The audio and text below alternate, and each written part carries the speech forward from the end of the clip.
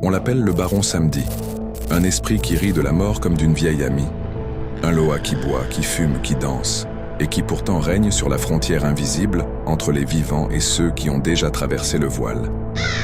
Si un jour, dans un silence improbable, tu entends un souffle derrière toi, alors certains diront que le baron t'a remarqué.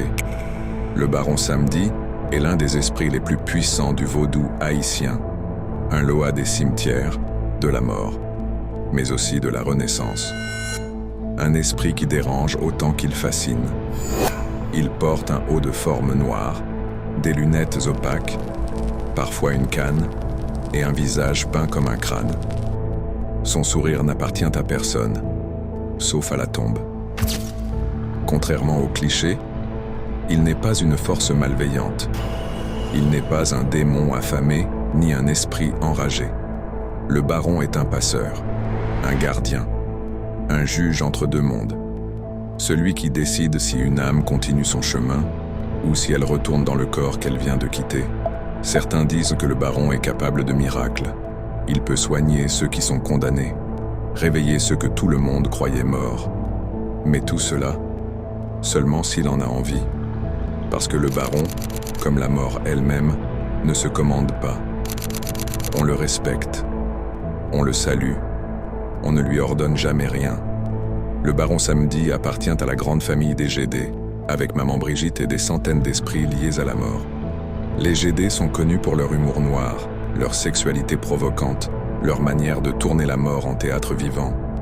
Mais lui, il est le roi, celui dont la voix résonne dans tous les cimetières, dans toutes les tombes fraîchement refermées. Celui dont les rires, dit-on, résonnent parfois entre les tombes, même lorsqu'il n'y a personne. Les offrandes au baron sont simples mais profondes. Du rhum, du tabac fort, du piment, du café noir comme la terre qui recouvre les morts. Il aime les couleurs vives, les danses, les tambours. Il déteste le silence trop parfait, celui qui ressemble au repos éternel. Avec lui, même la mort n'est jamais tranquille. Elle danse, elle chante, elle secoue les vivants jusqu'à ce qu'ils se rappellent que tout peut s'arrêter d'un seul souffle. Il existe d'innombrables légendes à son sujet. Dans certaines régions d'Haïti, on raconte l'histoire d'un homme déclaré mort, déjà froid, déjà veillé par sa famille, qui se serait redressé pendant la nuit.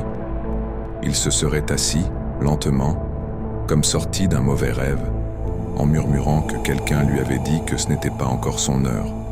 Dans d'autres récits, des criminels auraient survécu à des blessures mortelles uniquement parce qu'ils avaient autrefois offert une bouteille de rhum au baron en signe de respect.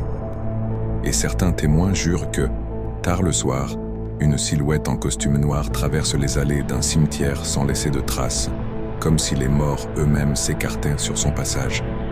Ce qui est fascinant avec le baron Samedi, c'est qu'il dépasse les frontières d'Haïti. On le retrouve aussi à la Nouvelle-Orléans, dans les légendes locales, dans les cérémonies, dans les chants. Et c'est là que son histoire croise celle d'une autre figure puissante, Marie Laveau, la reine du vaudou. On raconte que Marie Laveau connaissait profondément les esprits, et que le baron Samedi faisait partie de ceux qu'elle respectait le plus. Dans certaines traditions, c'est lui qui lui ouvrait la voie vers le monde des esprits, lui qui écoutait ses prières, lui qui gardait les âmes que Marie envoyait guider, protéger ou apaiser. Ensemble, ils représentaient un équilibre. La guérisseuse et le gardien, la prêtresse et le passeur, la vie et la mort. Le baron Samedi a aussi inspiré des artistes, des séries, des films. Souvent reconnaissable à son visage de crâne, à son chapeau noir, à son rire profond. Dans certaines œuvres, il apparaît comme un esprit manipulateur, dans d'autres, comme un guide, parfois même comme une force neutre, amusée par les erreurs des vivants. Mais toujours, son image reste la même, mystérieuse, élégante, dangereuse et étrangement charismatique. Même lorsqu'il est caricaturé, il garde un pouvoir hypnotique.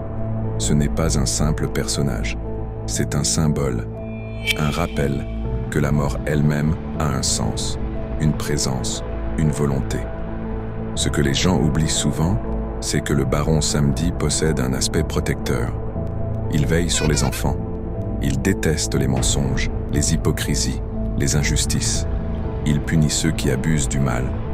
Et parfois, il récompense ceux qui marchent droit. Mais jamais gratuitement. Avec le baron, tout est affaire de respect, de vérité, de reconnaissance. Beaucoup de pratiquants disent moi qu'ils voient tout, les secrets, les mensonges, les pensées qu'on cache même à soi-même. Impossible de lui mentir, impossible de lui jouer un rôle. Il est le maître du dernier instant, celui où toutes les illusions tombent. Au fond, le baron Samedi n'est pas seulement un esprit de mort.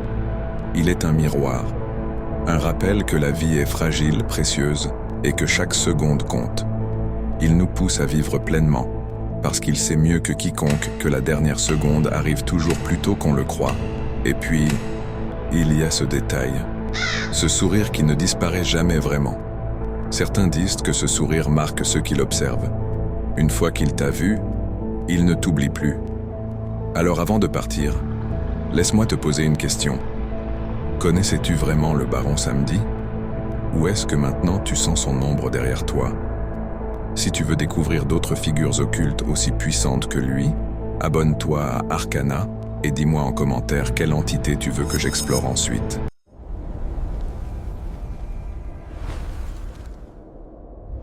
Arcana Production.